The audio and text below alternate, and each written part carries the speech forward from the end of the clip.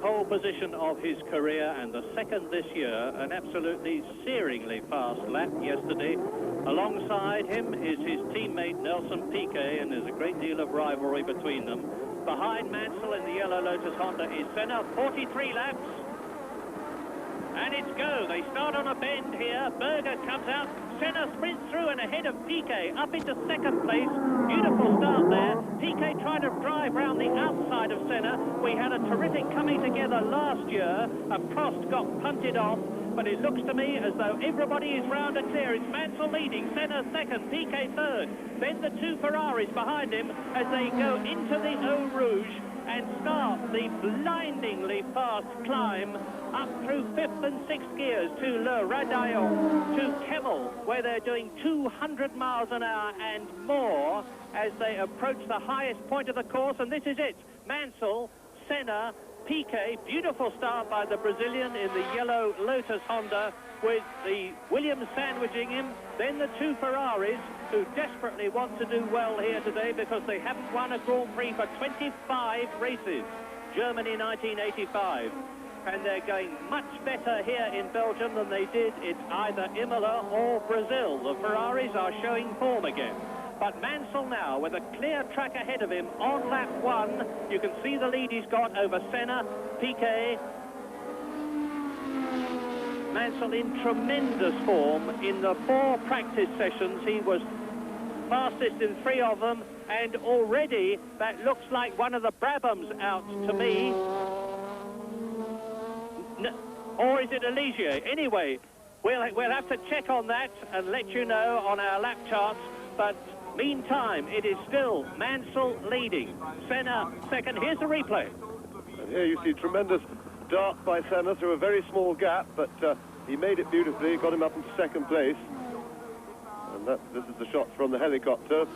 And Piquet got a little bit wide there, being pushed by Senna. He was trying to take him on the outside. But it was a clean first corner, unlike last year.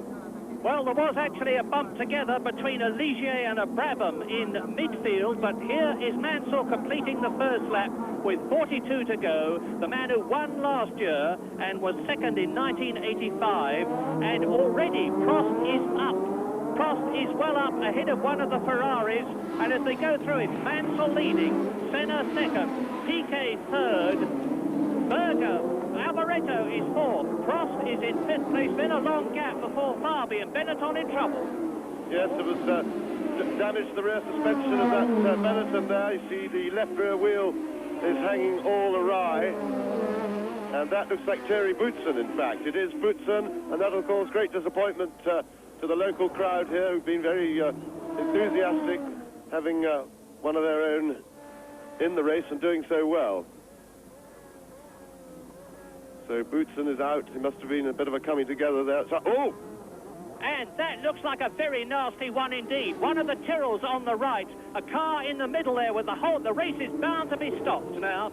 No doubt about that. They're both Tyrrells. It's Jonathan Palmer and Philippe Streff who are involved in a very nasty-looking accident there. And I think it is Philippe Alliot in the Lola, the 3.5-litre cars. And there is absolutely no doubt that on the second lap, third lap now, the race is going to be stopped. Well, it looks like all the drivers are out, but that looks a very nasty shunt. One car there is completely broken in half. And poor Ken Tyrrell is not having a very good weekend. He flew all the way back to England yesterday to watch the Cup final, because he's a lifelong Spurs supporter. And that was a pretty disappointing day for him, as his main sponsor is a big Coventry City supporter, so they sat together, but that wasn't a good day for Tyrrell, and now this is really disastrous for him. So there we are in the Ferrari pit. And Berger out of the car, as you can see. The race stopped on lap 2, and there is the Tyrrell. That's Philippe Streff there on the right, the tall man in the red, white and blue helmets being taken back to the start in the car. You can see how strong the cars are. Philippe Streff completely unhurt. I'm looking for Jonathan Palmer, and there you can see the debris flying off. Obviously, there must have been a coming together, because Streff was in 23rd position on the grid and Palmer 24th. There's the Frenchman getting out of the car. I have no news about Jonathan Palmer, and I'll let you know as soon as I know myself. To that second lap accident in the Belgian Grand Prix. They're on the warm-up lap now. The good news is that the drivers involved in the accident, as far as we know, Jonathan Palmer and Philippe Streff, are both okay, but James Hunt and Murray Walker can bring us right up to date. Yes, some 38 minutes after the original start, here is the second parade lap leading up to the second start, and the whole thing is being treated according to the FISA rules as though the original start and 1.5 laps had never happened. In other words, there is a complete restart, and drivers are allowed to turn out in their spare cars, and that's good luck for some of them, because Thierry Boutsen, who had a coming together with Andrea de Cesaris and deranged the left rear suspension on his Benetton, is coming towards us now. This is the green car in the spare car, and since he is the hope of Belgium, he will be very relieved. Gerhard Berger never actually completed the first lap, as a result of which he is in the spare Ferrari. Andrea de Cesaris is in his spare car, and so is Philippe Streff in the spare Tyrrell. And if, as is alleged, the accident between Streff and Palmer was caused by Streff spinning and Palmer going into him, it seems a bit rough on Jonathan Palmer that Philippe Streff should get the spare car and not him. But anyway, that's the way it is. All the cars have now been refueled because they had used nearly 2 laps of petrol, and that could be and would have been absolutely critical, because they are going to be running right down to the last drops of fuel in this full 43-lap race, and it was essential that they should refuel. So again, Nigel Mansell starts from pole position with Nelson Piquet in second place as they wend their way round to the second formation of the starting grid. Yes, and that accident between involving the 2 Tyrrells, I understand that the one theory was that Riccardo Patrese's car, which blew a tyre at that point, and some debris from the tyre may have started things, or rather De Cesaris, who had had the coming together at the first corner, and the tyre suddenly flew apart, and that, of course, as people start swerving to avoid big chunks of rubber, it all gets a bit exciting. So coming round towards the end of the lap now, the last straight it is, although there's slight bends there, but they're taken absolutely flat out. Goes Senna, and there's the picture from Nakajima's Lotus, the onboard camera, which we hope to get some nice pictures, particularly at the beginning of the race, from it. And once again, expect a pretty busy time at the first corner. It's not an ideal place and way for the race to start. The start-finish line is pretty close to the first corner. They give it full boot away from the start, and then everybody has to stand on the brakes, go right down to first gear for the corner, and we saw bumps coming together last year right at the front of the field, which put Alan Prost out, and then to the earlier start today we had some pretty exciting moments in midfield, and of course this is a tough one for the clutches and the gearboxes of these cars, doing 2 starts in a day.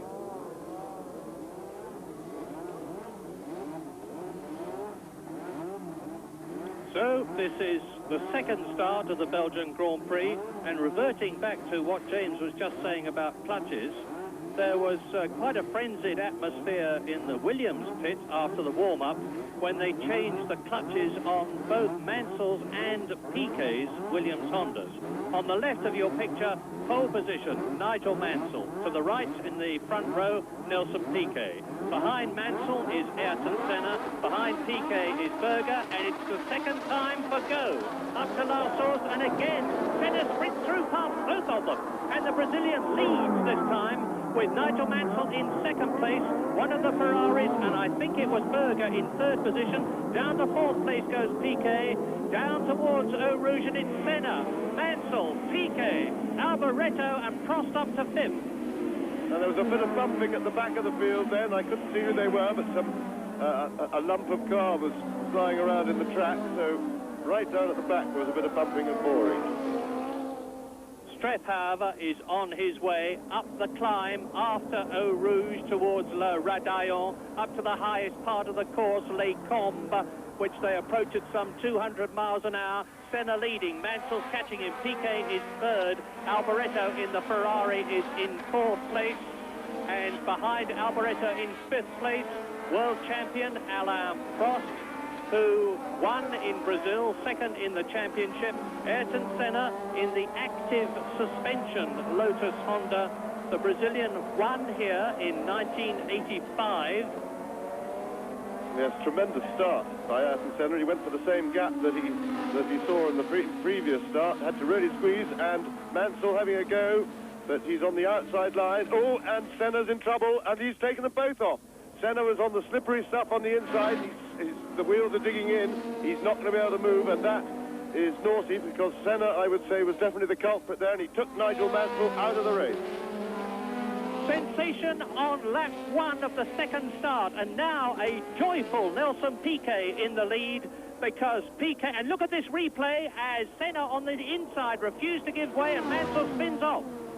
Yes, that was clearly Senna's fault. He was down the inside, he was on the dusty stuff, and a bad mistake by Ayrton Senna there, and that really is a continuation of his form last year. He cost himself any real chance for the championship, which he certainly had, with mistakes at several races, and now he's done it again, and that's very, very bad luck for Nigel Mansell. Now Prost is up into third place. And leading, you see, as they come round La Source and plunge down to Eau Rouge, it's Piquet, then the Ferrari of Alboreto, then Prost, then Boutsen, in fifth place it's Berger, and in sixth place Theo Fabi. So both the Benettons are well up, and Mansell is back in the race. Nigel Mansell has rejoined, and it looks to me as though his car is perfectly okay. There's no reason why it shouldn't have been. He spun off into some loose stuff and has managed to get going again, whereas Ayrton Senna, with his rear wheel scrabbling for grip, clearly was not able to do so. And now, on the second lap, Nelson Piquet, desperately needing World Championship points, leads the Ferrari of Michele Alboreto, Alain Prost, and there is Ayrton Senna retiring from the Belgian Grand Prix. Bitter gall for him. Nigel Mansell will probably think after the race that that's what the Brazilian deserved. But how right he's been.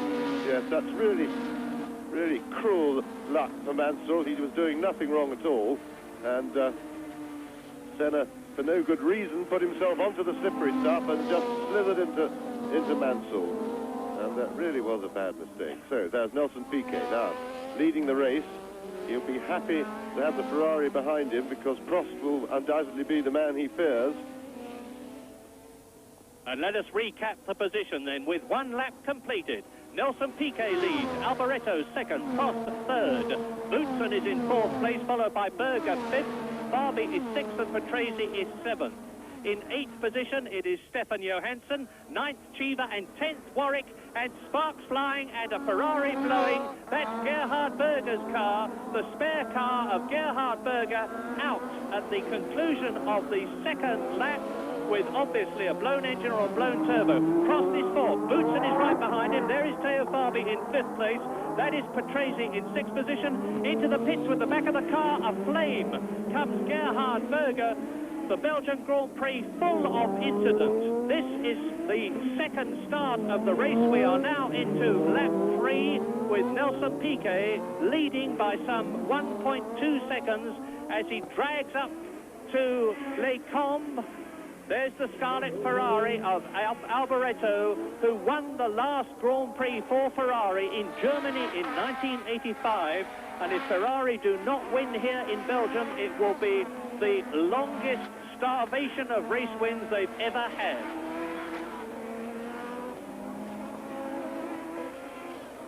Nelson Piquet leading in the Williams Honda, Nigel Mansell last in the Williams Honda, grimly determined to close the gap and at least try to get up to sixth position and one World Championship point, because don't forget that the Englishman is the World Championship leader.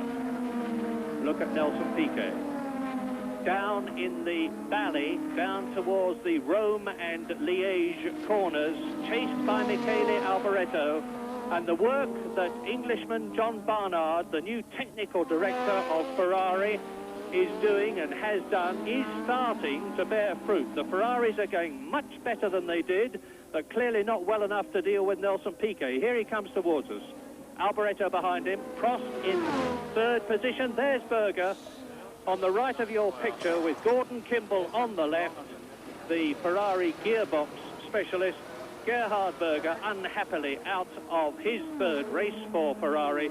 And certainly Michele Alboreto is not losing anything to Nelson Piquet. Indeed, if anything, he's catching him.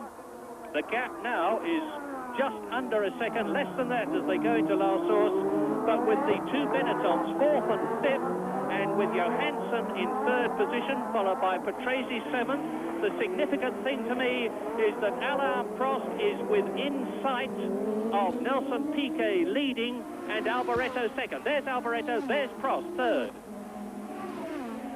Now you can see why many people think that this Spa-Francorcham 4.3-mile lap is the finest in the Grand-Prix world. It is a natural circuit. These are public roads. There are magnificent spectator viewing facilities, and it's a real test of driver and car. Piquet. Alboreto. Yes, they'll be taking it fairly steadily on fuel at this stage of the race. Piquet will be trying to be as far down on his turbocharged boost as he possibly can get away with, because the fuel consumption is quite high here. It's not as tight as at Imola, where we were 2 weeks ago, where fuel is a real problem and they have to keep well back on the power, but it's still a tricky compromise to work it out. Of course, you don't want to finish the race with 2 or 3 gallons in. You've got to try and judge it right down to the last drop to make best use of the available engine power. So Piquet will be quite happy to still have the Ferrari in his mirrors. What he doesn't want to see is the red and white McLaren. And remember, the 2 McLarens were first and second fastest in the warm-up this morning in full race trim. Johansson going very well indeed, but Prost was some 2 seconds quicker than anybody else. And there is Prost in the background with Alboreto in front of him. The 2 green Benetton Fords with the V6 turbocharged Ford engine are well within sight. But Prost is, as ever, driving a very canny race. He really thinks, this Frenchman, and now he's shaping up to get very close indeed to Michele Alboreto, and I would expect him to be in second place by the time they get to the right-hander at Les Combes and start the drop down into the valley. The Frenchman in second position in the World Championship. Yes, his problem, though, is that you see how he closes up on the straight with the toe, but he loses ground through Eau Rouge, because, of course, that very high-speed corner, the aerodynamics are very important, and following Alboreto's Ferrari so closely, he's basically driving through a hole in the air, and therefore he can't get his normal amount of grip through that corner, which is what causes him to drop back. And that is always the problem with overtaking. Just as you get really close to the car in front, of course you lose grip, and your car there loses performance, and it's a little bit of a vicious circle. That's why overtaking is so very, very difficult in Grand Prix racing, when 2 cars are fairly equal in performance. Lap 5 out of 43, and Nelson Piquet is leading by some 1.5 seconds with the Alboreto second. There is Prost, the number 1 in third position, ahead of the 2 Benetton Fords of Thierry Boutsen, the Belgian, and Theo Fabi, the Italian. 6th is the second McLaren of Stefan Johansson, ahead of the Arrows Megatron of Eddie Cheever, 7th. De Cesaris in the Brabham is 8th. Derek Warwick is a good 9th. René Arnoux in the Ligier Megatron is 10th. 11th is Patrese. Martin Brundle is in 12th position. And there is Nigel Mansell, definitely, obviously, closing the gap between himself and the tail-enders in front of him, and very soon he will be amongst them and scything his way through into the midfield places. He's 21st at the moment. Piquet leads, Alboreto second, Prost third. Boutsen fourth, followed by Farby in the second, Benetton Ford in fifth position, rounding La Source. There is Stefan Johansson in the background, sixth place. Up to second, third, fourth, fifth, sixth gears to Eau Rouge, the most spectacular corner in Gran-Pri racing. 160 miles an hour they do as they go over the crest, up into top gear. Le Radaillon climbing between the trees with the spectators on the left. 200 miles an hour into the right-hander at Les Combes, third gear, 120 miles an hour, the left gear corner, fourth gear to the right-hander, drop down to Rivage, which they're approaching now, the right-hander, and you can see the gap between Alboreto and Prost is pretty constant at the moment. Yes, Prost is certainly preparing to mount an attack.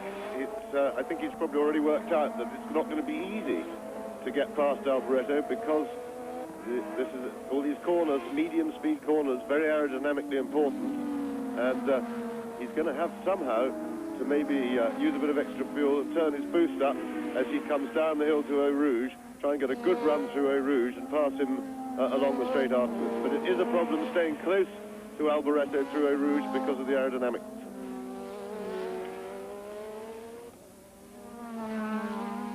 So with the sparks flying, they've got a very heavy fuel load on at the moment, of course, which is grounding the cars on their titanium skid plates on parts of the course where it's bumpy. And there are some parts here, basically it's very much liked, but there are some bumpy bits. They're coming up to the bus stop now, which is second gear going in, third on this little straight. Then they're up into fourth gear, up into fifth immediately to complete now the sixth lap. And there is Piquet into La Source, followed by Alboreto's Ferrari, then Prost, and Farby is ahead of Boutsen now. Theo Farby has moved up into fourth place ahead of the Belgian Thierry Boutsen, both in Benettons, and Stefan Johansson is right with both of them. And there are 8.9 seconds between Piquet, the leader, and Johansson in sixth position, with Cesaris in seventh place, Cheever eighth, Warwick is in ninth position, René Arnoux goes through 10th, and there are the two very distinctively coloured Benettons, and Johansson going through and taking Boutsen, is he? Yes, Stefan Johansson, the Swedish driver, much loved by the British, and he's known as Steve Johnson because of that. In the McLaren with its tag engine, it's only his third race, he's still getting used to it. Second fastest in the warm-up today, moves up a place into fifth position behind Farby.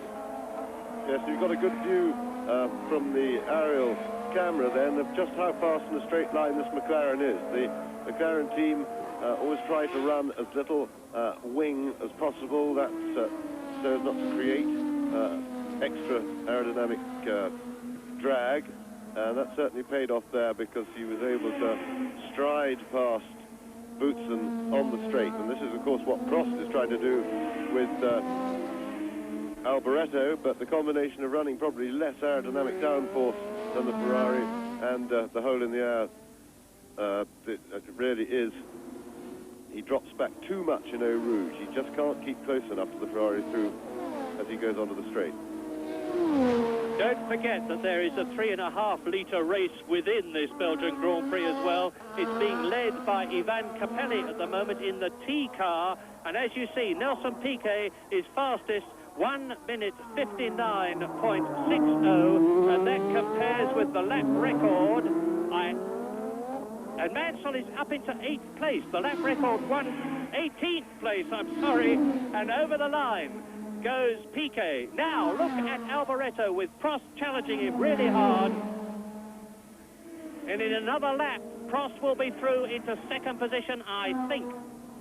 And you saw quite clearly then how much ground Alain Prost lost to the Ferrari going through Eau Rouge, and of course as well as losing that actual distance, he's also coming out of the corner a bit slower, and he can get back to him on the straight, but he can't get alongside him. Piquet's fastest lap, 1 minute 59.6, compares with his own lap record of 1 minute 54.3, and in that 3.5-litre race, it's Capelli leading in 16th position.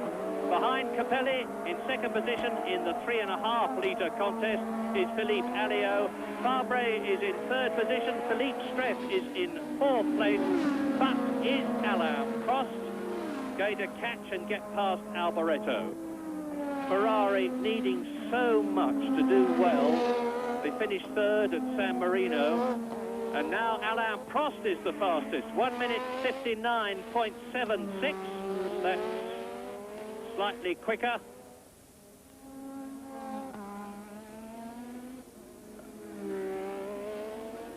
Now the gap between Mansell and Piquet, the leader, is 1 minute and 11 seconds. 71 seconds. Remember that, and we'll keep you posted. Yes, I think Nigel can certainly reasonably expect, if he can hold that gap as it is, can reasonably expect to get in the points in a long race like this, and let's hope he does. He was a totally innocent party to that coming together, and he certainly would deserve some points. Mind you, that is motor racing, and that happens. Bumping together, it's a risk one takes. Alboreto and Prost battling for third position. Fabre is 8 seconds behind Piquet, the leader. Prost was a bit closer this time, and look at, he's catching on the straight. That's the closest he's been able to exit Eau Rouge, and he's having a look, but not quite there. So Prost is now working hard on the problem with the Ferrari in front of him, but he really is struggling a bit. But one thing that is good news for him is that Nelson Piquet in the lead is not really getting away at all. Just a couple of seconds in front of them, and it's certainly nice to have him in sight. And the Brabhams seem to be maintaining their form, because Andrea de Cesaris is in 7th position behind Thierry Boutsen in the Benetton Ford, as on the right in the Scarlet Ferrari, Michele Alboreto chases Mansell with Prost large in his mirrors. Derek Warwick has gone missing, was in 8th position, and on lap 9, as you look at the battle for second place, it's still Piquet, 2.4 seconds ahead of Alboreto. Into the pits comes Alex Caffi, the Italian in the Osella, probably to retire. Alboreto second, Prost third, Fabre fourth, Johansson in 5th position, Boutsen is in 6th place. In 7th is De Cesaris, 8th is Chiva, 9th is Arnoux, 10th is Brundle. That's one of the arrows, probably Warwick into the pits. It is Derek Warwick coming into the pits on the 9th lap out of 43. And it looks to me as though he is shaping up to retire. And what a scrap at the front, because now Alboreto and Prost, forcing each other on, are actually catching Nigel Mansell. That's right, Nelson Piquet, rather. It's still Prost not quite close enough. He's a little bit, though, just can't get through Eau Rouge fast enough. But look how fast he's on the straight, and he's got it. And I think he must have turned his boost up then, because he seemed to be an even bigger speed as far as down the straight. So Alain Prost moves into second place. No, that was because Alboreto slowed down. So Alboreto is out of the race with mechanical trouble of some sort, and Prost will be quite happy about that, because he really was having a struggle to get by him. Yes, I know Mansell's going quickly, but he's not going that quickly. He's in 18th position on our last count, and now on lap 10, Nelson Piquet is leading leading Prost by about 1.5 seconds. There is the Frenchman, hopefully on his way to his second Grand Prix victory here at Belgium from his point of view. In third position is Fabre, 4th is Johansson, 5th is Boutsen. There is Derek Warwick still in the pits. 6th now, and in the points is De Cesaris. Up to 7th comes Eddie Chiva. 8th is René Arnoux, and that is the hapless Michele Alboreto walking in. And now Ferrari have broken their record, and not the one they want to have. This is their 26th race without a Grand Prix win, and unfortunately that creates a new record for them. Meantime, Prost goes into the bus stop. There is Fabi in the background behind him, and in front of both of them, race leader Nelson Piquet over the line to complete his 10th lap goes Alain Prost.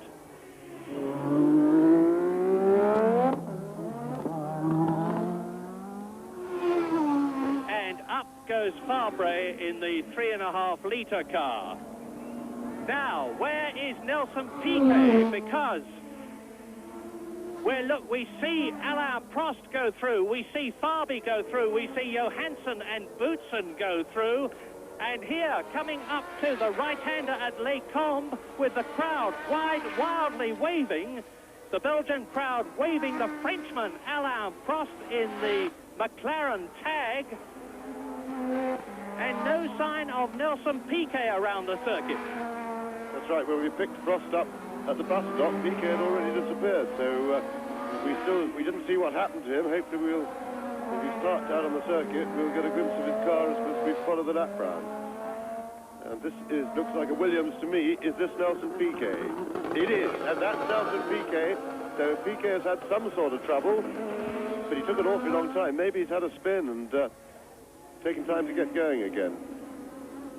Hopefully we'll see as Mansell comes into the pits as well. This is an amazing development. Nigel Mansell taking a tyre stop very early on lap 11, probably as a result of going off when he came together with Senna. And Piquet, of course, already in the pit, and from the look of his car, backwards. Is Piquet going out of the race? No, he's just being moved up to a position where the mechanics can work conveniently on the car. And Piquet looking behind his balaclava helmet and inside his crash helmet. Pretty gloomy about the whole thing. You can sense an air of despondency. And now, of course, on lap 11, Alain Prost is back where he so very often is, number 1, rounding La Source in the lead, with Fabi in 2nd place. Johansson in 3rd position. In 4th place, Thierry Boutsen.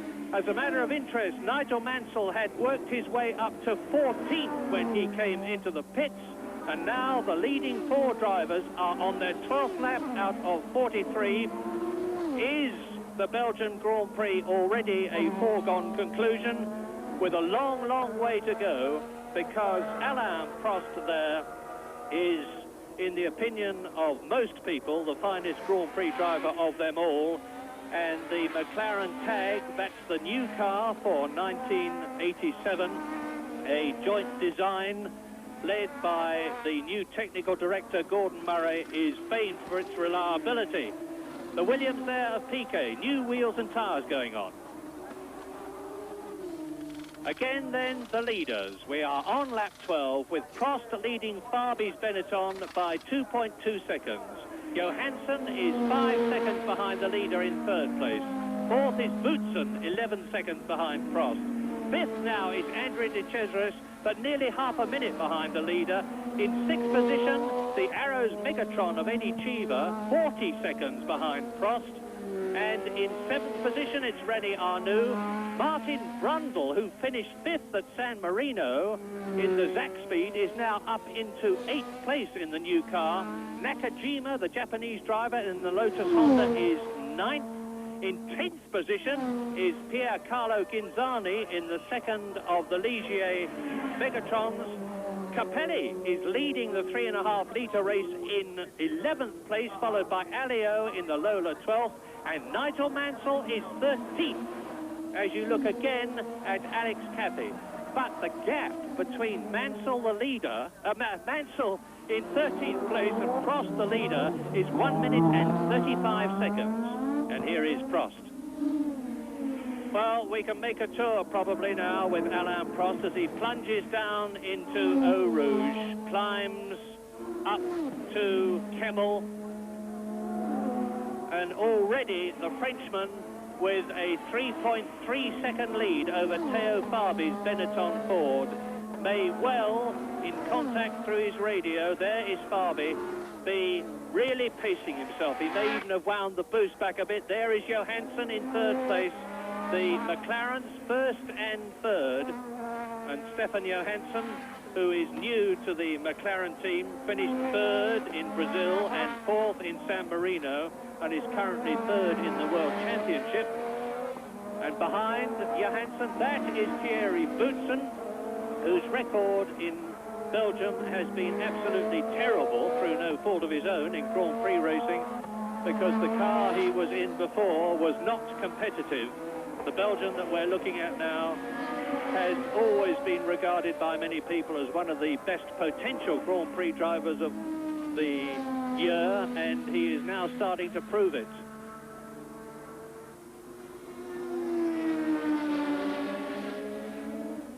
So far then, tyres, we've had Mansell come in, but I suspect primarily to have, he may well have flat spotted his tyres when he went off with Ayrton Senna, and Piquet we've seen come in, but they are early stops. We weren't really expecting anybody in this 43-lap race until at the very earliest, round about lap 18, and we're now on lap 13. As you look at Boutsen, the Belgian, making his way up to the bus stop, and there is Piquet.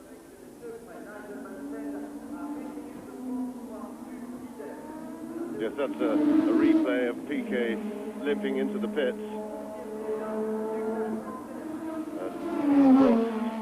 Moves serenely on. Remember that McLaren's looked very, very strong indeed in the warm-up this morning, and they're now really starting to put their stamp on this race.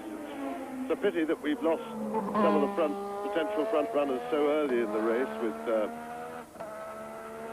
Senna taking Nigel Mansell off on the first lap, which was a great shame. Well, we're now on lap 14 with Alain Prost in the McLaren, leading Theo Fabi in the Benetton Ford by just a whisker over 5 seconds. Stefan Johansson, as into the pits again comes Nelson Piquet, or is he retiring? Johansson in third, no, he's coming out of the pits.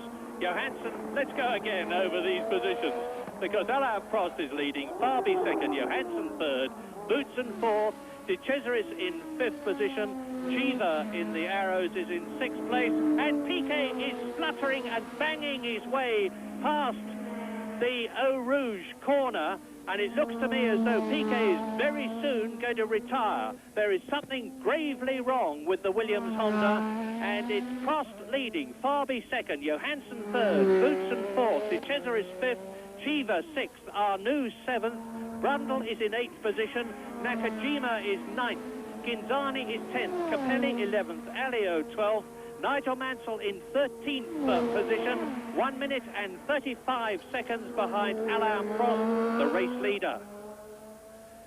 Prost over the line to complete lap 14, down into first gear. That is the second place car of Theo Fabi, who hasn't been this high for some time in a Grand Prix. He did extremely well in Mexico and Italy, but here is the limping Williams Honda of Nelson Piquet, and all this shows how unpredictable Grand Prix racing is. Nigel Mansell started from pole position. Nelson Piquet there, number 6, started second on the grid. Then Nigel Mansell was almost immediately taken out by Senna, who has retired. And now Nelson Piquet on lap 15 looks to me to be making his way back to the pits to retire, but in any case must surely be out of the running altogether. And Alain Prost is now beginning to stretch his lead over Theo Fabi. It was 7.3 seconds when they came past the start-finish line last time, and he's just beginning to get away. He's in clear air now. He's got just to look after the car and his fuel, and he looks in very much in command. And there is a big battle going on down the field, because Martin Brundle and Nakajima are very close together. Martin Brundle in the Zack Speed and Nakajima in the Lotus Honda. Martin Brundle in 8th position, and Brundle's not so very far behind René Arnoux.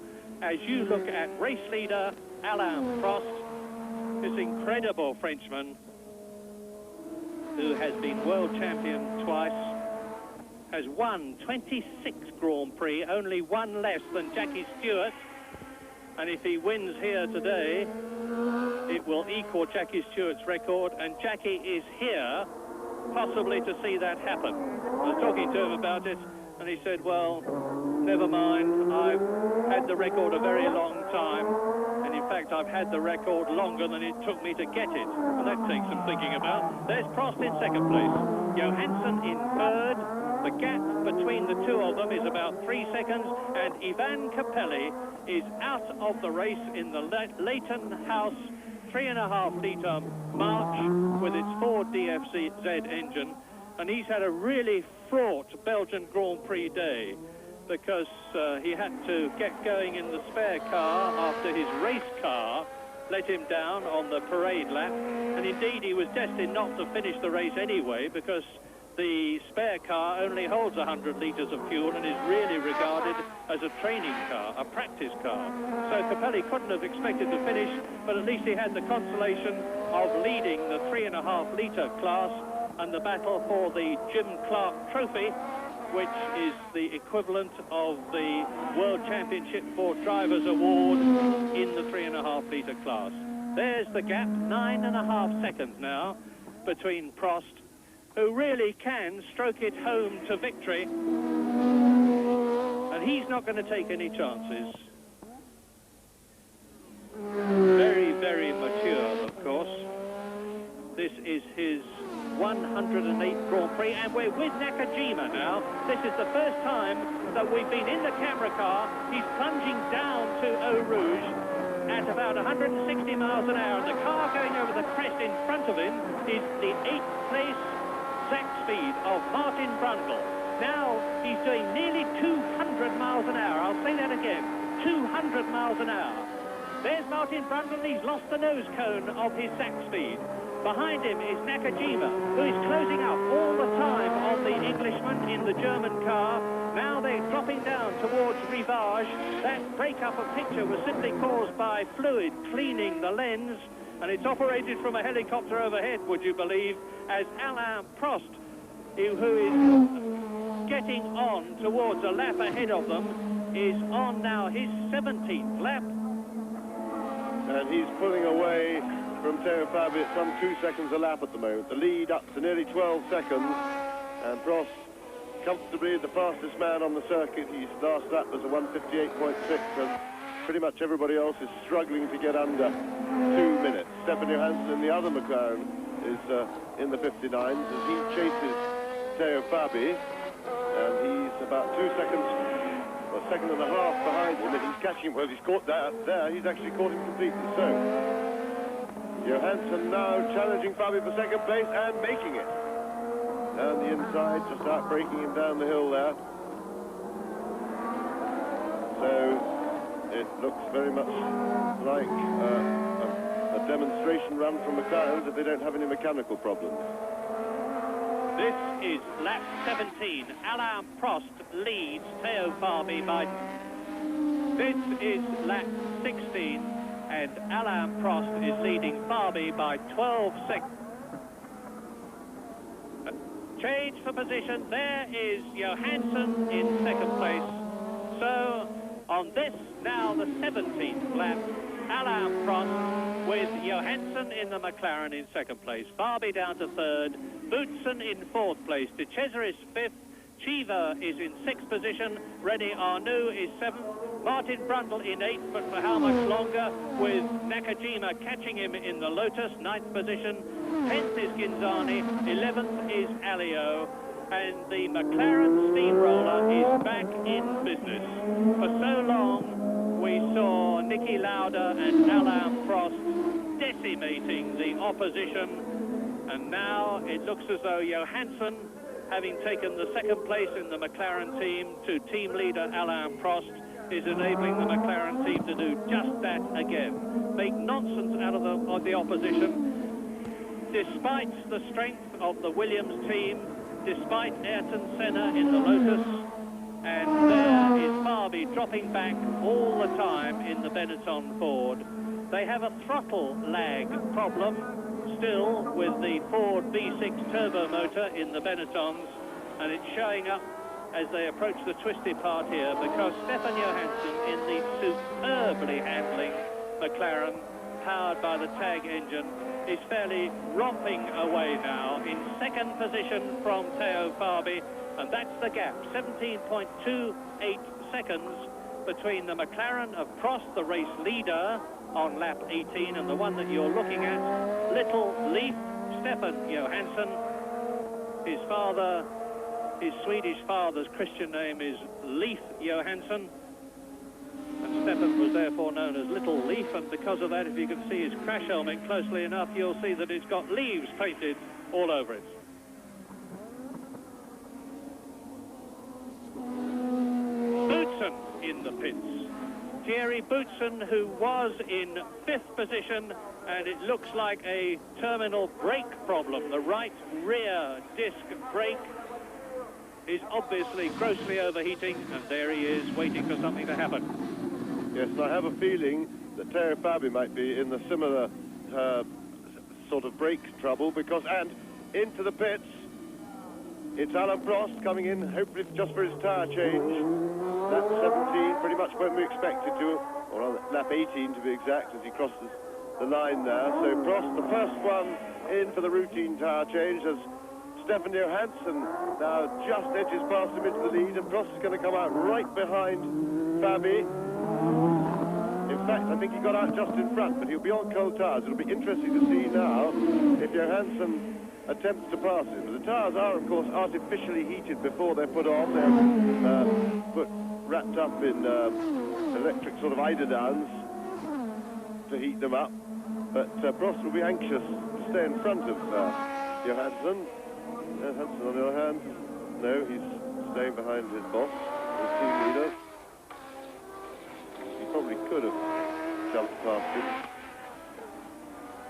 So that makes effectively Prost's lead pretty big, because remember, the two behind haven't stopped. But going back to Theo Fabi, I think maybe he has got some brake trouble, because I was surprised at how easily Stefan Johansson was able to outbrake him, and he'd probably spotted from behind that Fabi was having difficulty with the brakes. So it looks as if the Benisons haven't quite got it right. It's pretty hard on brakes, this circuit, and they get very hot indeed, as we saw on the other Benisons. As you look at the two McLarens, first and second, Alain Prost and Stefan Johansson, with Prost having made his tyre stop, do you remember what happened with the Brabhams at San Marino? Riccardo Patrese drove his way up to second place before having to retire in the closing stages. That is Martin Brundle in the pits to change tyres on the Zach Speed. Well, the same thing is starting to happen again, because Andrea De Cesaris is up into 4th place, albeit a long way behind Theo Fabi. He's 31 seconds behind Theo Fabi, who is 3rd. And Fabi has got the two McLarens in his sights. There is the Italian in the green, red and yellow Benetton. He's lapped Alex Caffey in the blue Osella there. And the race order then is Prost on his 20th lap now, as are Johansson and Fabi, 2nd and 3rd. And there is 5 seconds between Prost and Fabi. There they go, the two McLarens, down towards Eau Rouge, through it at 160 miles an hour, over the crest, up the hill. The race almost, although there's a long, long way to go, because this is a 43-lap race and we're on lap 20 now. I was going to say the race almost won by the two McLarens, but it's Fabi in 3rd position, 5 seconds behind Prost. De Cesaris in 4th place, 35 seconds behind Prost. Then there is a long, long gap before we wait for the 5th place man to come through, and that is Eddie Cheever now.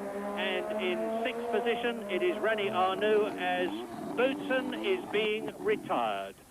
And Nigel Mansell is now up into 12th place. He's a lap behind, but he could still finish in the points the way he's going, particularly bearing in mind the fact that this is a hard, tough course on the cars, and there'll probably be some machine mortality which will take out other cars. And there is one of them. It is Alex Caffey's Osella, out of the Belgian Grand Prix. been parked behind the Armco, because it wouldn't be the first time that a Grand Prix car had been hit by another one. And Martin Brundle still going well in the nose cone-less Zach speed, coming up to the bus stop.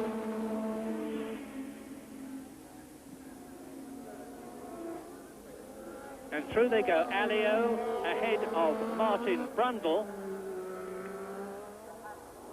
Alio is in 10th position at the present moment. So he's... And a lot of activity down there in the pits. It's Stefan Johansson into the pits, the man who was in second place.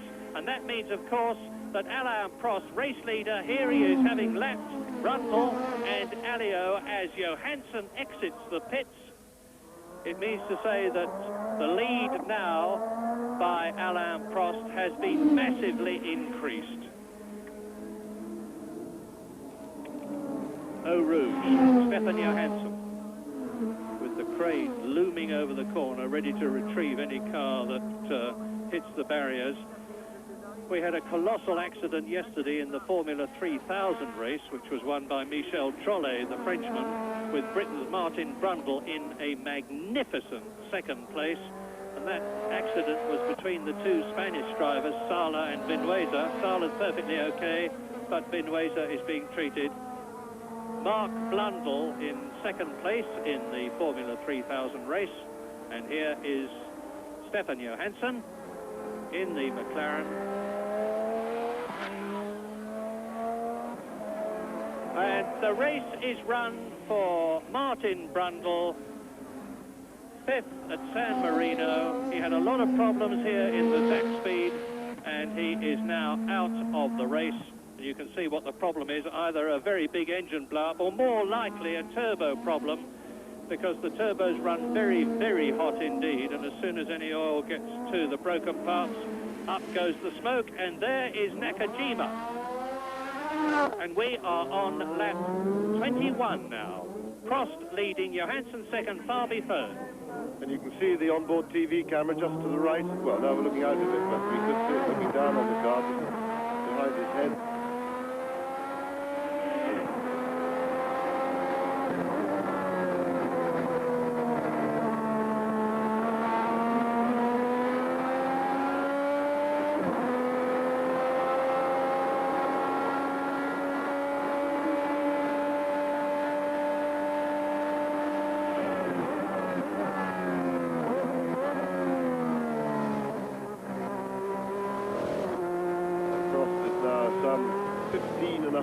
Seconds ahead of Teo Fabi, who's still to make his pit stop, and nearly 22 seconds ahead of teammate Stefan Johansson. Johansson, remember, has also pitted, so Fabi is going to lose second place when he goes for tires. And the view from Nakajima's car.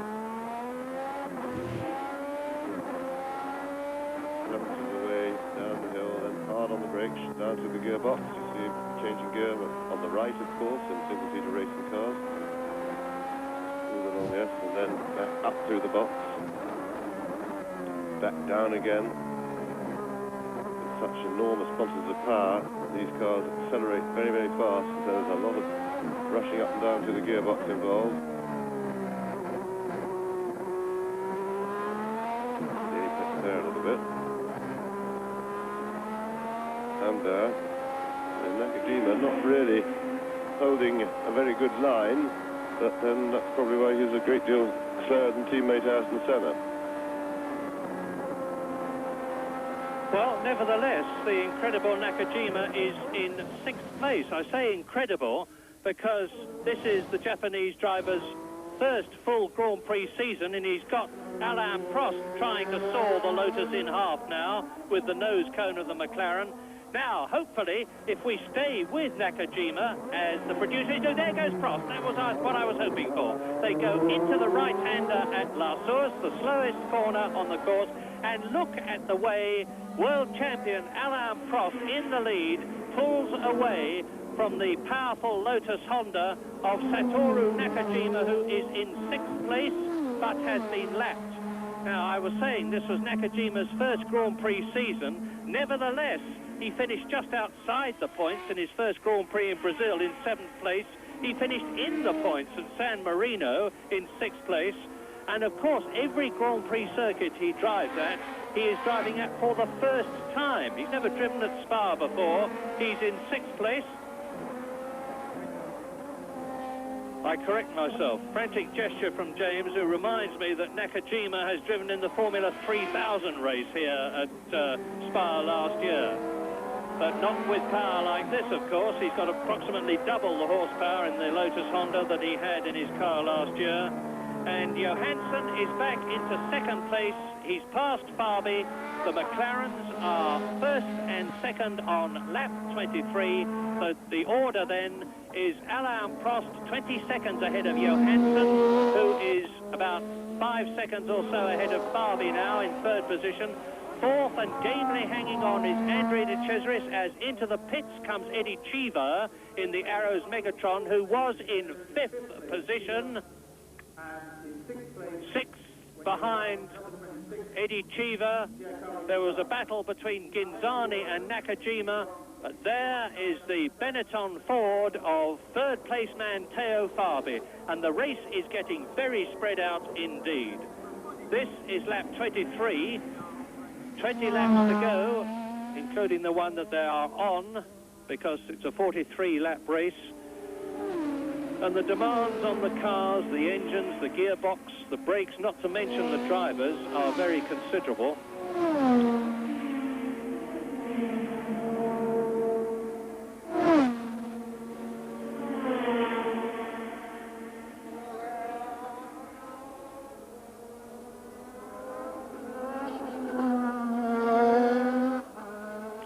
So, now we are on the 23rd lap with Alain Prost, of course, in the lead. Stefan Johansson in 2nd place, with Teo Fabi in 3rd position, and with Andrea de Cesaris in 4th place. In 5th place was Eddie Cheever, who has gone into the pits, so we better wait for a correction and see how things develop when the American comes out. But anyway, there is Johansson into the right-hander at Les Combes, ahead of, it looks like, Philippe Alliot. Yes, and I'm just watching Alain Prost's lap times, and he's eased off a bit, I think, to save fuel and the car and himself. Remember, he's some 20 seconds ahead of his own teammate, Stefan Johansson, so he's really under no pressure at all. His job now largely done. It's just to nurse the car home, try and be as easy on it mechanically as he can possibly be.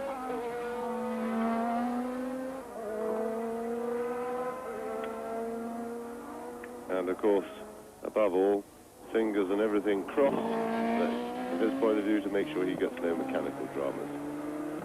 And it looks to me very much as though Nigel Mansell is out of the Belgian Grand Prix. He is now 5 laps adrift, and no sign of him for a long time on our lap chart. So take it as read that Nigel Mansell is out, the World Championship leader. You're looking at Andrea de Cesaris now, who's in 4th place, and Alain Prost is now on his 25th lap out of 43, with a mounting lead over his teammate Stefan Johansson. Colossal roaring from the engine of Streff's Tyrrell as he went past me in 10th position there. Sounds to me as though he hasn't got very much longer to go. I wouldn't mind hazarding a guess that only about 7 or 8 cars are going to finish this race. Johansson is now 20 seconds behind Prost on the 25th lap. Fabi is 32 seconds behind Prost in 3rd position. De Cesaris is 42 seconds behind Prost in 4th position. In 5th place, it's still Eddie Cheever, notwithstanding the pit stop. Up to 6th position now has come Pier Carlo Ginzani in the Ligier Megatron, and very close to him, but down to 7th. I wish that we could have a look at it from Nakajima's camera, because it's Nakajima in 7th place. René Arnoux in the 2nd Ligier Megatron is in 8th position, leading the 3.5 litre race in a fine 9th place is Frenchman Philippe Alliot in the Lola, ahead of Philippe Streff, who is now 2 laps behind the leader, whereas Alliot is 1 lap behind. Streff in 10th place, and Fabre in the AGS is 11th and 2 laps adrift. And this raises an interesting point. Because Philippe Alliot's Lola did not start in the Brazilian Grand Prix, there has been a lot of controversy about whether his car will be allowed to qualify for points in the succeeding races, because the rule says they have to start or put up a force majeure reason why they shouldn't in all the Grand Prix to get points. So the position in the Constructors' Championship and the Drivers' Championship in the 3.5 litre class is slightly wrapped in mystery at the moment. But there is no mystery about who's leading the Belgian Grand Prix on lap 26. There he is, appropriately enough, number 1, Alain Prost. Yes, and he's just speeded up again. He's knocked a couple of seconds off his lap time, and now pulled his lead over Johansson out to 22 seconds. One of the things that is mysterious, though, for us, is that unusually, unlike most circuits, our commentary position is in the main grandstand, which is not opposite the pits, which is why we have to apologise for being rather vague about the Nigel Mansell's fate, because unless the TV cameras pan in on him, if he goes into the pits, we can't see it, so we don't really know, and it's a bit of a problem, but it doesn't normally happen. Let's look at Prost and tell you a little about this amazing man. He's been racing for some 14 years. Now we're looking at Stefan Johansson. This is inevitable, of course. As soon as you start to talk about one McLaren, the producer will show you another one. But Stefan Johansson, in his first season with the Woking team, they've just moved to an absolutely magnificent new factory there. That is Andrea De Cesaris, the, in the past, rather wild and impulsive Italian who has driven for so many Grand Prix teams, has De Cesaris, because he started his career with McLaren. He's driven for Alfa Romeo for 3 years. He went to Ligier for 2 years. He was fired by Guy Ligier, who said he couldn't afford to race him any longer because De Cesaris broke so many cars. Last year he was with Minardi. This year he is with Brabham, and he's doing well, but can he finish on the fuel? I'll tell you this, that Paul Rocha, the BMW engineer who has done so much to develop their Grand Prix engines, said just before the race that they had done a lot of testing, 200 miles plus testing, and that's the maximum distance for a Grand Prix, and they were in no doubt that the car would finish, and I was assured, incidentally, that Riccardo Patrese did fail to finish at San Marino because of an electrical problem, and not, as a lot of cynics thought, because he ran out of fuel. But we'll have to wait and see how De Cesaris, currently in 4th place in the Brabham, does as far as his fuel allowance is concerned. Meantime, Nakajima has moved back into 6th place, unseen by you, and it is Alain Prost leading on lap 27 out of 43, ahead of Stefan Johansson, his teammate, and Prost is now nearly half a minute ahead of Johansson, who is 9 seconds ahead of the 3rd place man, Teo Fabi, who is some 11 seconds ahead of the 4th place man, Andrea De Cesaris. Eddie Cheever is still in 5th place, and Alain Prost has lapped the 6th place man, Nakajima. He's lapped everybody up to 5th position. 7th is Ginzani, with Nakajima pulling away from the Ligier Megatron now. René Arnoux in the 2nd Ligier is in 8th position.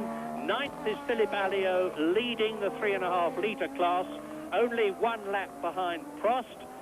10th is Streff, 2 laps behind Prost. 11th is Fabre, who is on the same lap as Streff.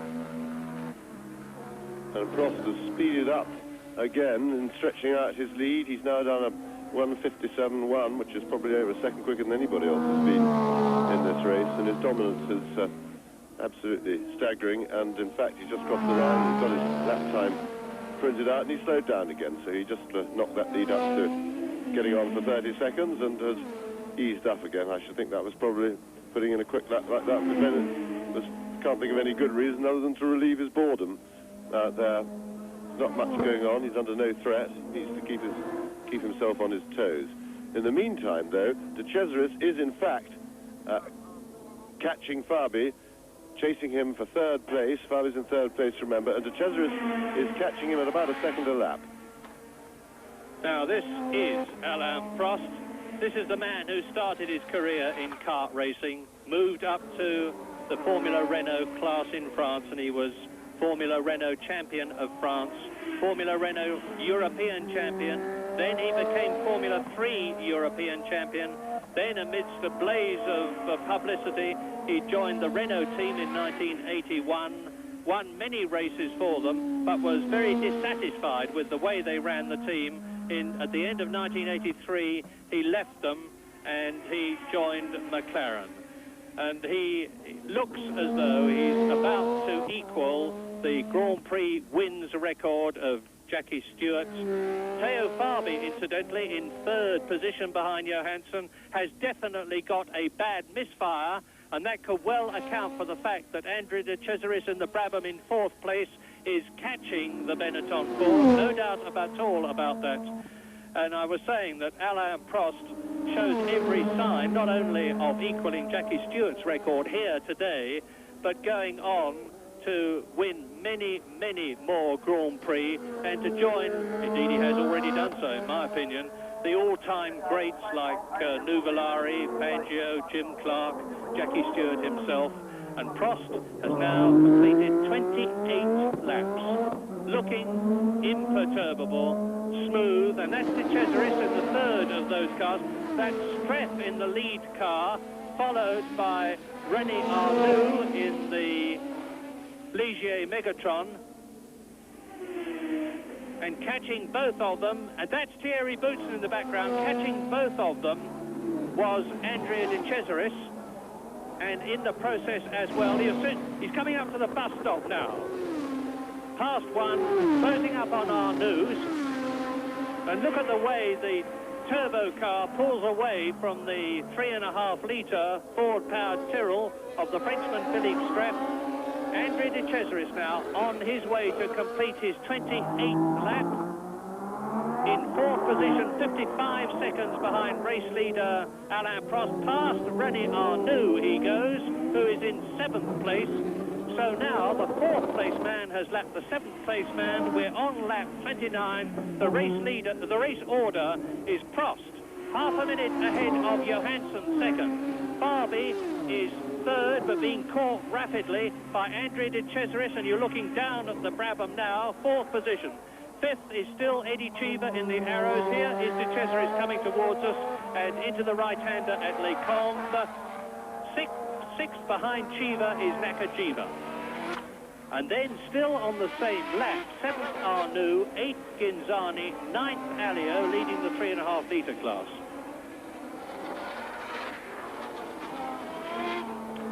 There are only 11 cars running. I forecast not so long ago that maybe 7 or 8 would finish, and I'll stick to that because Streff, who's in 10th position, has been rejoined by the famous Tyrrell misfire, which has been plaguing the new 1987 Tyrrells all through the season. Brazil, then San Marino, and now here in Belgium. And Cosworth have even sent over one of their top technicians to try and trace this elusive misfire with the help of Brian Hart. They apparently have not succeeded. Streff's race car, when he started, was all right, although the spare car had been giving trouble. Jonathan Palmer's car, which was destined to be smashed into pieces shortly afterwards on that awful-looking first lap accident, didn't have the misfire. But now Streff has clearly got it back in his car as you look at Andrea De Cesaris, fourth place, who will soon be seeing in front of him. There it is. There it is, because that is Theo Fabi third. That is Andrea De Cesaris fourth. Race order. Prost McLaren leads, Johansson McLaren second. This is the real excitement in the 11 cars that are left. Fabi third, chasing the misfiring Benetton Ford of Theo Fabi on his way to try for third position. which would only be one lower than Riccardo Patrese achieved in the San Marino Grand Prix 2 weeks ago. Let's watch them. Gaining hand over fist on the Benetton. Lecombe, the right-hander. They're doing about 120 miles an hour as they go around the left-hander. Accelerating away into the right-hander on the road towards Malmedy. The left. Down goes Fabi to Rivage. Second gear here, the right-hander. Accelerate away. They're dropping downhill, up into third, up into fourth. And as soon as Fabi puts the load on, the misfire happens. They're up to Le Poul now. That's a fourth gear corner, this left-hander. Now they accelerate up to fifth gear, and they do about 180 miles an hour in this section up to Luxembourg, the right-hander that they're approaching now. Fabi third on the right in the Benetton Ford. In the blue and white Brabham, Andrea De Cesaris, fourth position, soon to be third. Coming down towards the Rome and Liège corners, which lead back onto the public road to one of the most famous corners on this Spa circuit, Blanchimont, which they take at about 185. They take the corner at about 185 miles an hour. Up to the bus stop. De Cesaris is going to go through before the bus stop, I think, to take third position. He pulls out, nips through on the inside, denies the line to Fabi, takes third position. Race order now as they come up to complete their 31st lap, with Prost and Johansson having already done so. The two McLarens lead. Alain Prost, world champion. Stefan Johansson, first year in the McLaren team, second, 35 seconds behind Prost. De Cesaris now up into third position ahead of Fabi, fourth. Chiva, fifth. Nakajima, sixth, and Arnoux, seventh.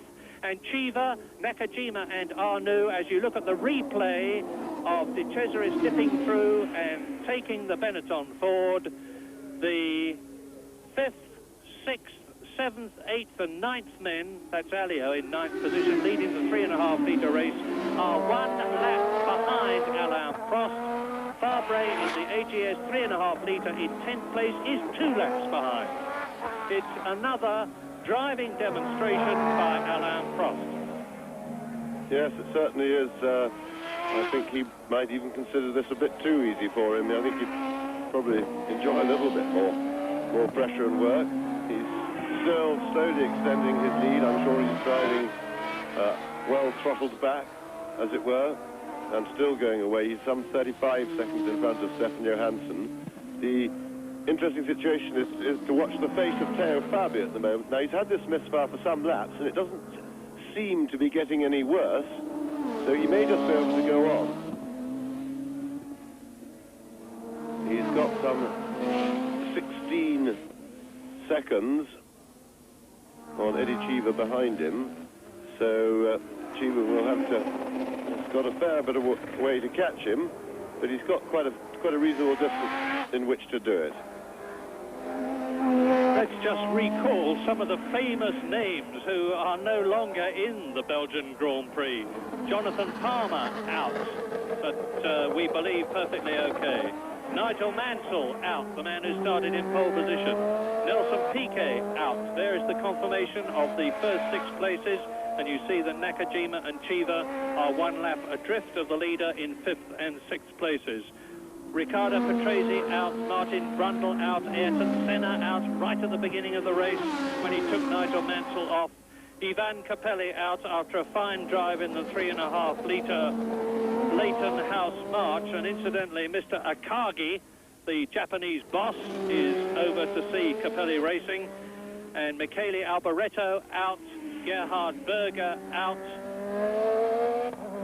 and Thierry Boutsen missing, as we look now at the distinctive yellow livery and join our guest driver Satoru Nakajima from Japan, driving in his 3rd Grand Prix and seeming as though for the second successive time, he's going to finish in the top 6.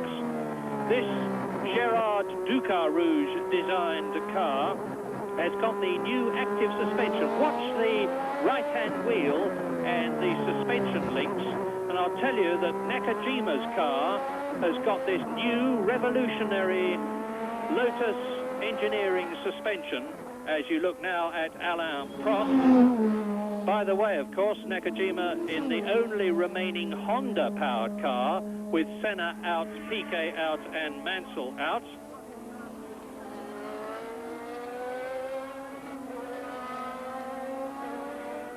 Down goes the McLaren. That is Alain Prost. So while you watch Alain Prost, I'll just finish quickly telling you about the active suspension, as it's called, on Nakajima's car, which has the normal springs and shock absorbers replaced by hydraulic rams at 3,000 pounds per square inch pressure, controlled by a computer, which is given its messages by sensors all over the car, and it gives a much smoother ride and enables the car to get much closer to the ground, which helps the aerodynamics, and it's certainly helping Nakajima. Doesn't seem to hinder, the lack of it doesn't seem to hinder Alain Prost, however. He's now 36 seconds ahead of his teammate.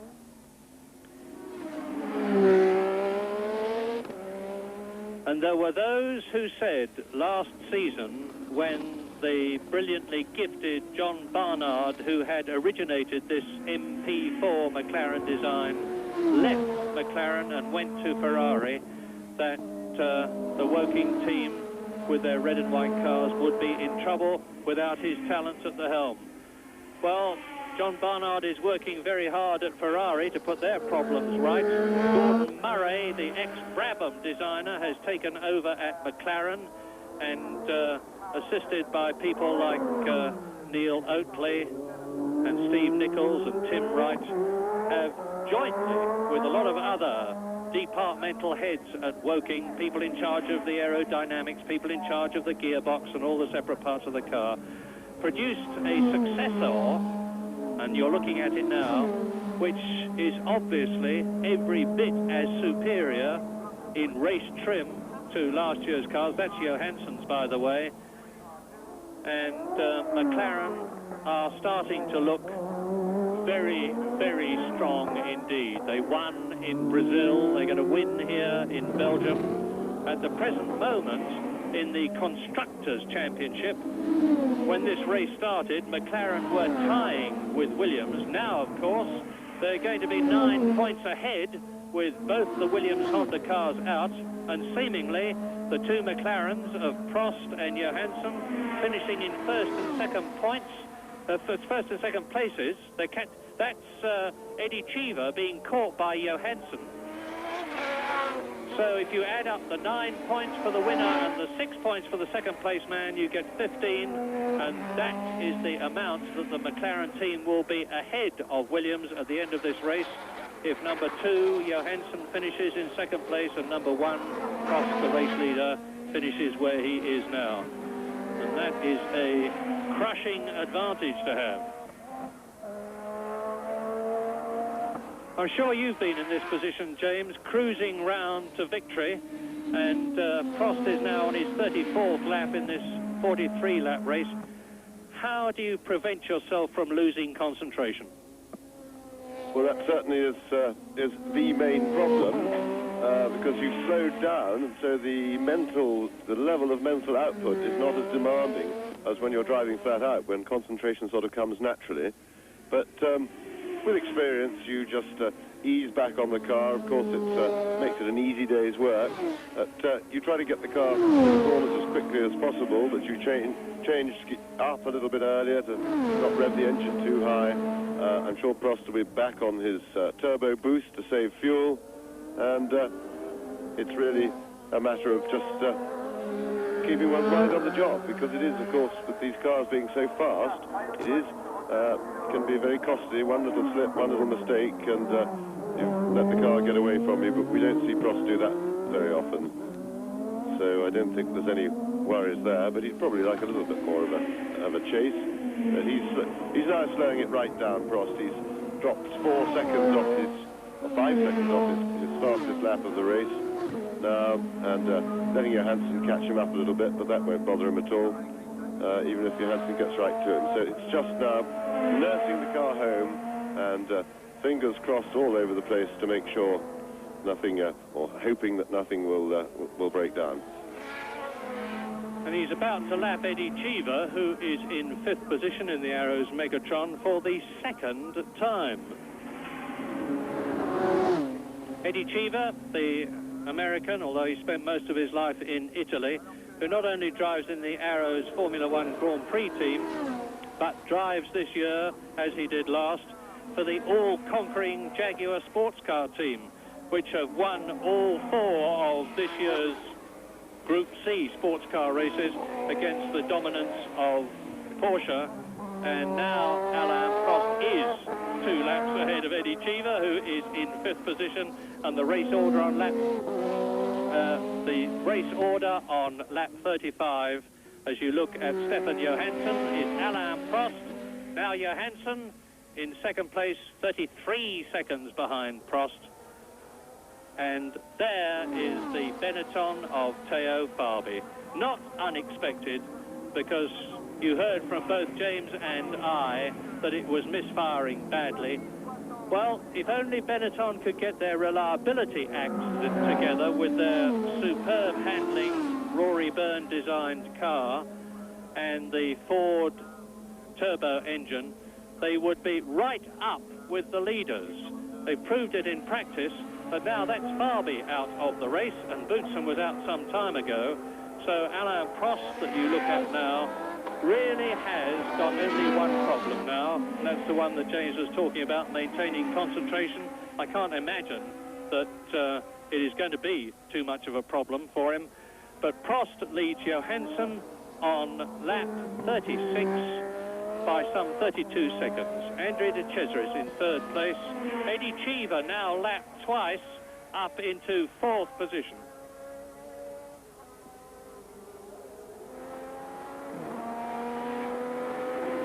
Nakajima in the Lotus Honda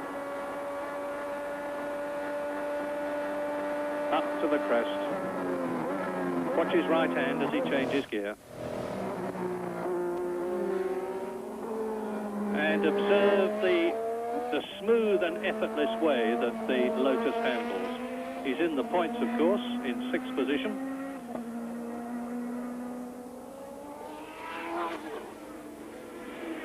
And this is the only Honda-powered car left in the race. Japan wanted a Grand Prix driver desperately.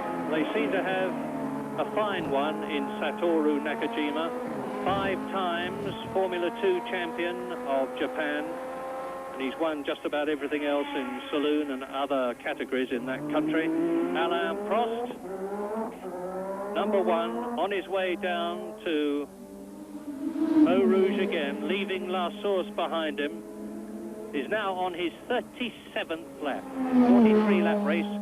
He really has not got very far to go, as Theo Fabi sprinted across the road there. Bit naughty, but he obviously saw that it was completely clear. I suppose some latitude is allowed to drivers.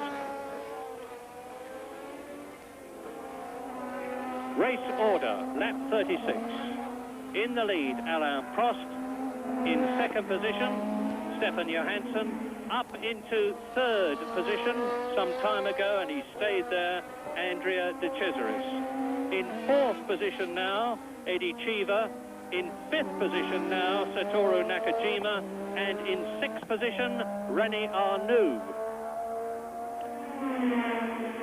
And Philippe Alliot, unseen by you, is going magnificently, because he has now, in his 3.5-litre Lola, and he's obviously leading that class, passed Ginzani and moved up into 8th position.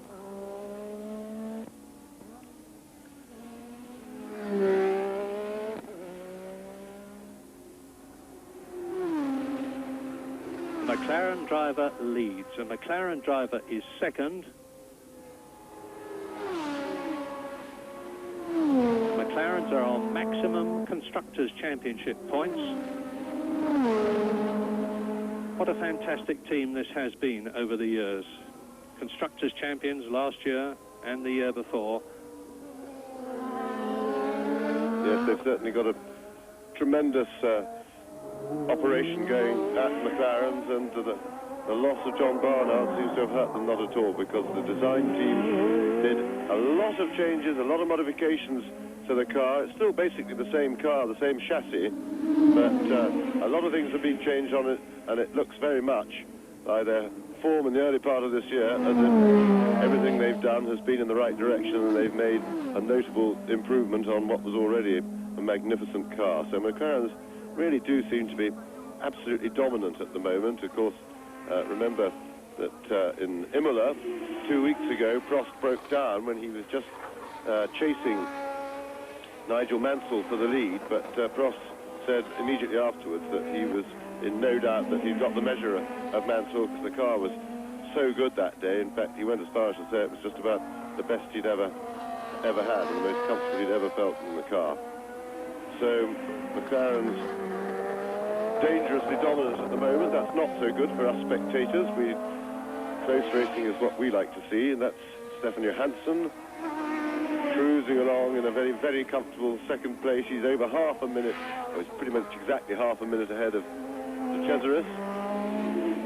No, it gets a little bit processional, of course, when one team is as dominant as this, but we've unfortunately lost the challenge of the two Williamses, which was a great shame. And but with the Williamses are certainly equally competitive, or very nearly as competitive. They can qualify better, and Ferrari are seem to be coming back. They're beginning now to reap the benefit of John Barnard's arrival there.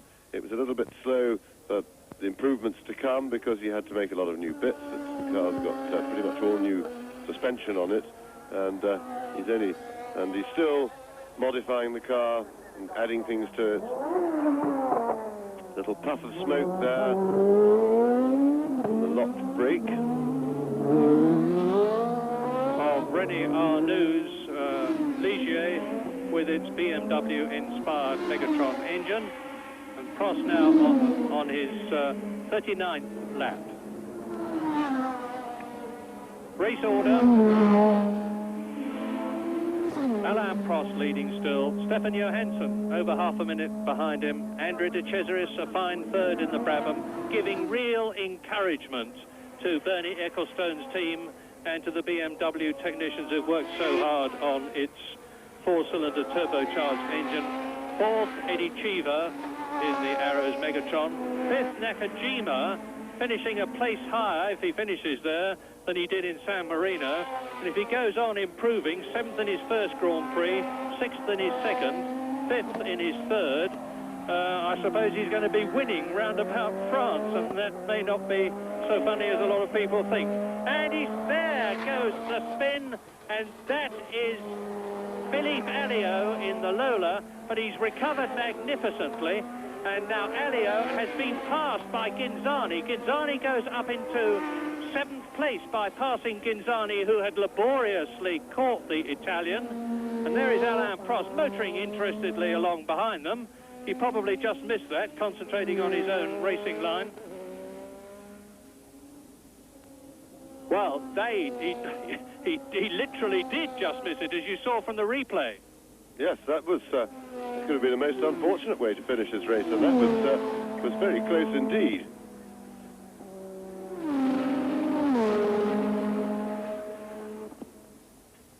So we're in the closing stages, and Alain Prost is closing up now on, you can see it happening, on René Arnoux, who is in 6th place. Indeed, he takes him. And now on the 39th lap in this 43-lap race, with Alain Prost moving on another lap. He's got a terrific lead. Good effort by the Ligier team, though. René Arnoux in 6th position, and that's after day and night work for about 3 weeks before San Marino, because the Ligier team were due to use Alfa Romeo engines, had a dramatic falling out with the Italian concern, managed to make an arrangement with Megatron, who now own the development and manufacturing rights for the previous BMW engine, to use those, appeared with them at San Marino, And this is only their second Grand Prix with the new power plant, and it takes a long time to shake down a new car and engine combination. We are on lap 40 now. Alain Prost leading Stefan Johansson, who you look at now, by 29 seconds. So the gap is closing slightly, but that certainly won't be because Stefan Johansson is making a colossal charge for victory. It will be because Alain Prost is pacing himself home, with De Cesaris still in third position, with Eddie Cheever still in fourth place, 1 lap behind Prost, with Nakajima fifth, of course, a lap behind. Rene Arnoux, that you've just seen, is in sixth position, 2 laps adrift, ahead of his teammate Ginzani, who is seventh. Philippe Alliot, provided he's still motoring, and I haven't seen him recently, is in 8th position, leading the 3.5 metre class. Only 10 cars running, 9th and 10th Philippe Fabre in the AGS, and 4 laps behind, with a badly misfiring, stuttering engine in his Tyrrell, is Frenchman Philippe Streff.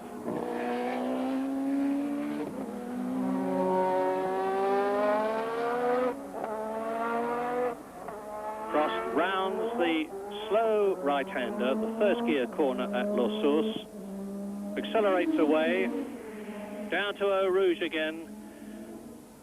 This may not have been the most exciting Grand Prix in living memory, but at least we have been spared the rain, of which we had so much on Friday and Saturday, and which bedeviled practicing, with the course first of all being soaking wet, then drying out and being damp, and then the rain coming down again. So the poor unfortunate teams and drivers hardly knew where they were in terms of getting their cars right for today's vital racing laps. And the McLaren team have, as they so very often do, done it better than anybody else. As proved by that caption there, Alain Prost, number 1 in the lead in the McLaren. Number 2, Stefan Johansson, second. There he is. Philippe Alliot is still in the running. He's just gone past our commentary point, looking, I can only say, rather bemused, which is not at all surprising, considering he had that tremendous spin during which he nearly collected the race leader. And he is still in 8th position, still leading his class. The only close race, in fact, at the present moment is between the Ligiers of Arnoux and Ginzani in 6th and 7th places, and they are only separated by 7 laps. But if I was... 7 seconds, I'm sorry. But if I was Ginzani, I wouldn't like to be trying to get past Arnoux. Is De Cesaris all right? A bit of a stab of flame underneath the Brabham there. It was in the closing stages of the San Marino Grand Prix that Patrese went out. And probably De Cesaris is feeling a bit weary by now. Yes, I was just about to say, he's looking very tired. He seems to be struggling a bit to keep the car, fighting the car. He was just run over the curb there, which is not something he would have done intentionally, because it's not very good for the car to scrape its tummy on the ground. And Prost serenely on, no problem at all. He's come lapping some 5 seconds, so he's capable. And there is Alliot.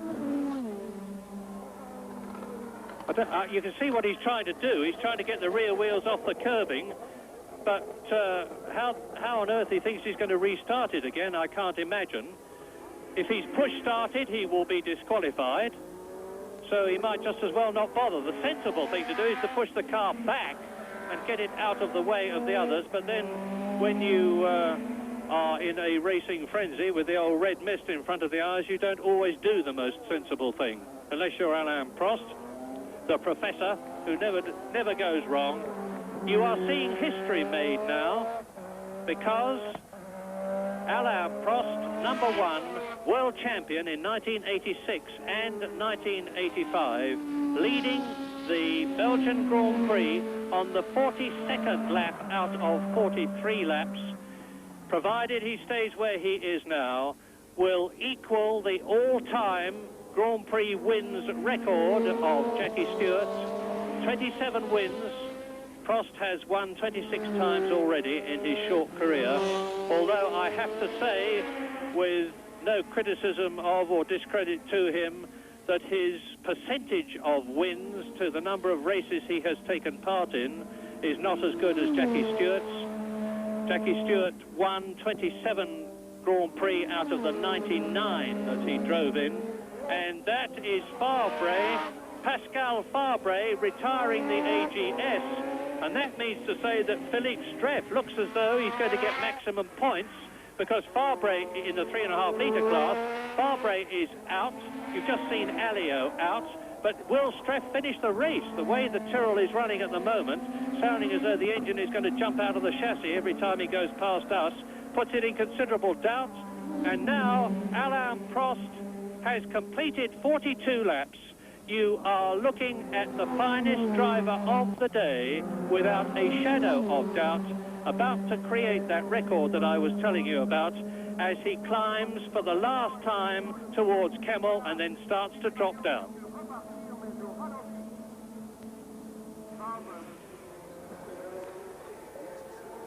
Yes, Alain Prost, I think one can reasonably say the finest driver of the era, completely. And, well, it's been a pretty easy day's work for him, really.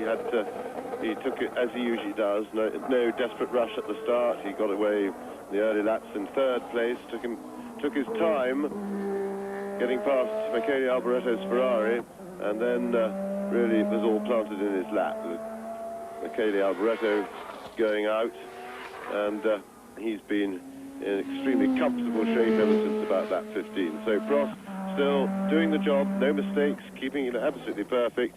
Johansson supporting him and ably demonstrating just how good the McLaren car is, with a comfortable second place. So 1-2 maximum points for the McLaren team, and let's hope the others can get their act together a little bit better, because nice though it is for McLarens, we want to see close racing, we want to see hard fighting racing, and it really hasn't been too exciting that day. But it is, as Murray says, history being made as he equals the all-time record for Grand Prix wins of Jackie Stewart.